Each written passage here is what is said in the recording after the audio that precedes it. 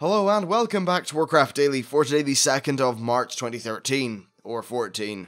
They're both the same. Anyway, so today's news is actually rather good. We've got some talk about honor increases that will be coming up soon, and then some of Blizzard's decision making behind the stat squish and the CC and burst changes. Basically, some explanations and a few other things. Unfortunately, this is going to be the only video that I'll have up today. Basically, I'm kind of got this fun mix of having an extremely annoying headache and then being really busy with other things, so sorry YouTube. Oh, and plus, I'm gonna be honest, keeping up to date on the conflict or potential conflict in Ukraine is very interesting, and it sucks away my time and also is kind of terrible. Anyway, so let's move into the actual World of Warcraft news, which is undoubtedly what you're here for. So first of all, there's going to be an honor increase for Battlegrounds, and essentially they just decided that some of the BGs did not reward you enough honor for the time spent. I think this is definitely a fair enough complaint. Well, fair enough fix. So, in Altaric Basin, Orithai Basin, Gilneas, and Eye of the Storm, they are going to be increasing the frequency at which you are rewarded bonus honor based on the amount of points that your team has earned. So currently you get bonus honor every 260 points, or 200 if it's a call to arms. This number is now going to be 130, or 100 if the Battleground is at call to arms. So that's definitely a rather large change, I guess. And that should maybe result in you getting 100, maybe 100 and a bit more honor per day, per Battleground, which should be a pretty good one. Next, for the Silver Shard Mine, the bonus honor is going to be increased to 200, to bonus honor for every 200 points, or 130 if it is a call to arms, and that is actually down from every 265 points, or every 160 if it is a call to arms. And then for Warsong Gulch and Twin Peaks, there's going to be a little bit of a different treatment. These are usually longer than the other battlegrounds, so they are going to be changing it up. The flag carriers will get the Focused Assault debuff every 1 minute after capping the flag, which is down from the previous 2. And then additional stacks will still apply at the regular 1 stack per minute rate. They're also going to be adding a new end of match bonus, and for every flag that you prevent the opposing team from capping, you'll gain an extra 18 honor, so I'd say over the whole course of a game that may end up being an extra 100 honor per match, and then the matches themselves should be slower because of this change with Focused Assault. And then finally they are going to be doubling the honor for destroying or preventing the destruction of a gate, in Strand of the Ancients.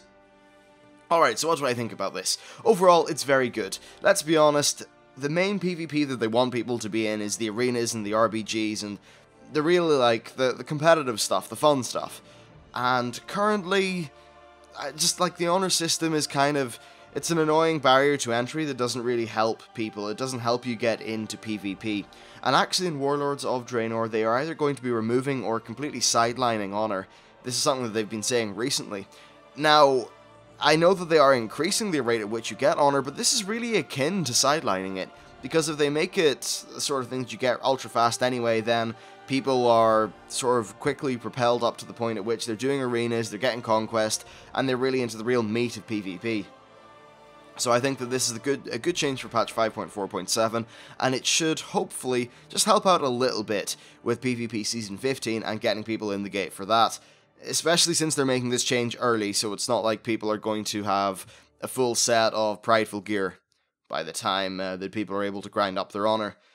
Other things that are worth saying is, first of all, just for Battlegrounds, if it ends up being the case that there are 3 or 4 Battlegrounds which are just too damn long, and it'll take too long for you to get any decent amount of honor per hour there, well then people are just going to try to grind out the same sort of pool of Battlegrounds. And by hopefully baselining and making all of the honor per hour roughly similar, it should help out a little bit. Personally, I'm very happy with the Warsong Gulch and Twin Peaks changes, because I feel like the main gameplay in taking down the enemy flag carrier once, both teams have got the opposing flag in their base, that's, the main meat of that is about either killing the enemy healers, or actually just the organizational effort of getting a little strike team in there to the enemy base. So once you get in there, I feel like it's okay, this 1 minute change actually. It should increase the pace of the game, make it a little bit more snappy, and I think that's definitely a good thing. It should also at least help to cut down those annoying stalemates, where neither team can kill the other team's flag carrier. Sometimes you have a problem where, like, one team has got 2 healers, one team's got 1 healer, and while that's okay for most of the fight, when it comes down to that flag carrier position, it's extremely hard to break if the enemy team has got 2 healers. So if the flag carrier has got the extra stacks of the focused assault debuff, then it should help make some elements of the match a little bit more decisive, which I think is certainly a good thing. Alright, so the next thing that Blizzard talked about was the stat squish. Now, some people have wondered why Blizzard are going to be continuing with the exponential increase of item levels from max level onwards. And it's worth noting that really it only kicks in at level 100. I suppose technically at level 90, that's when, with the stat squish, that's when the item levels will increase a little bit at a faster rate. But honestly, it only kicks off in earnest at level 100. Anyway, so Blizzard's response was that getting upgrades feels really good. And the current power inflation curve is fully understood by players, and it offers a very tangible reward system. The items need to be strong enough to actually feel like an upgrade as you move from tier to tier, and they said, and I quote, "World of Warcraft is kind of all about being an awesome hero and slaying dragons to get their sweet loots, and by making those sweet loots sweeter, I think it does increase the rewards." And I don't mean reward in terms of physical item level reward, but the actual internal warm fuzzies kind of reward that players get. When you get a new badass bow, you want to know that that bow, because it's in a new tier and it's a part of the new content, really is a badass bow. And I think that's great. Personally, I completely agree with this decision.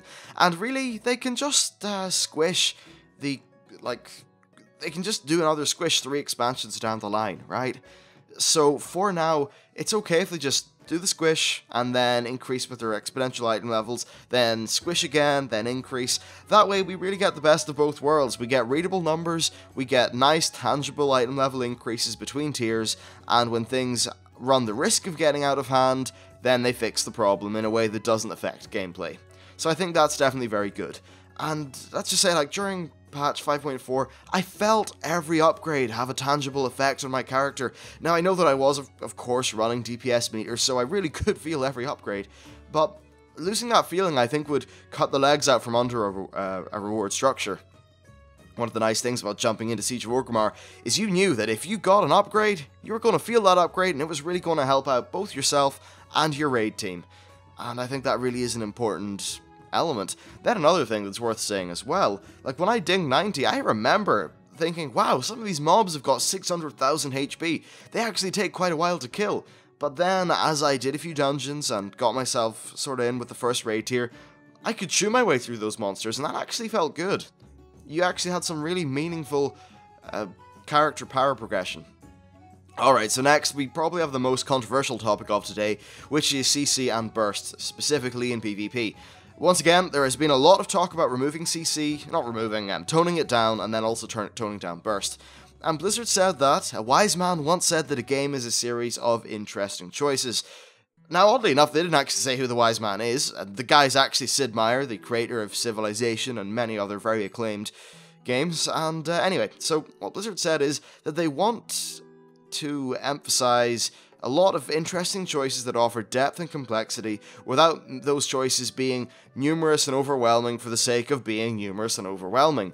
They said that it's easy to throw all the paint in the floor at once and say it's done, but it's far harder to mix and restrain and balance all those various elements. They have the example of, gave the example of chess. And really in chess, there are only a few pieces, and there's limited abilities and a rather limited rule set, yet the game itself is very complex. If we want to extrapolate that, let's take StarCraft 2. It does not have as many units as many other RTSs. In fact, if you take the actual units that are currently in play with the metagame, it's not a great deal, yet that game has still got extreme depth and complexity, which is honestly far more than basically any other similar RTS or just RTS in general. At least of the kind of RTS that involves managing an economy and a base. And that is because when you have just a few limited abilities and things that are very well balanced, that are all designed to interact extremely intuitively and well with each other, then you get really interesting and deep gameplay. If StarCraft had 1 million units, then it would just feel more muddled and, well, less refined, honestly. So over time, they feel like the bloat has gotten out of hand because of, with expansion to expansion and talent change to talent change, players have got more and more abilities, and they think that right now it's just starting to hurt the gameplay, especially for PvP, and they're going to be toning it down. So on to my thoughts. Well, personally, I agree. The weight of a decision matters greatly, and right now, decisions don't have a lot of weight because they are extremely expendable. We have so much CC that we are no longer forced to pay attention to the fight and use it at the perfect time. Now, little caveat, I know that if you are at a rating of 2500, then you are of course using all your CCs at the perfect time. Hopefully though, with this change, your gameplay depth will not be reduced, yet it will increase the gameplay depth for people in lower tiers. So anyway, yeah, with these changes, CC will actually have to be used very well in order to succeed. It will emphasize the role of the skilled decision maker rather than the person who is just really good at using macros and hitting keybinds. Really, a game like this is, well, actually, you know what? There's no skill in chain CCing somebody and then swiftly one-shot macroing them to death. Combat is a dialogue of attacks and counterattacks, and if one player can be shut out of that dialogue for 10 seconds, then there is no combat. You're only hitting a target dummy. And while that 10 seconds of hitting a target dummy feels like, oh fuck yeah, I'm getting a free kill, it's not proper combat, it's not proper gameplay. Hopefully, Blizzard will tone down CC to the right point, because obviously, I don't want it to be only, say, 1 CC every 3.5 minutes, because then there just is not enough opportunities to use the interesting tools in terms of CC that your class has. But maybe if it's just 1 CC every 30 seconds to a minute, or like, I don't know, 1 CC a minute or something that actually makes a good bit of sense, then fair enough, that can actually work a little bit better and lead itself more to a good dialogue. Right now, it's just annoying when, like, as a hunter, I could distracting shot someone, then I could trap someone, and it was even more ridiculous when I could also readiness myself into even more. Then after that, I could use my spider to put a web on them, and then I could keep them concussion shotted, and then I could interrupt them. And that interrupt used to be a silence. Things like that were silly, and okay, they did tone down hunters a little bit, but more things like that have to go on across the board. Still though, I have a lot of hope for PvP in Warlords, and honestly, I think I'm going to start PvPing a good bit more when that expansion comes out. I really am liking some of the changes they're making, and I feel like it's, well, PvP is, by definition, the sort of thing you can just queue up for and do without a giant 3-hour time commitment, so it really would suit my schedule quite well. That is, of course, not to say that I will stop raiding or anything. I will continue raiding, because I fucking love raiding. Anyway, that is it for today's show. Thank you for watching. Hope you enjoyed it. If you want to contribute to the channel or help me out, you can check out my social media links and my Patreon page. And with all that stuff said, thank you very much for watching, and I will see you later.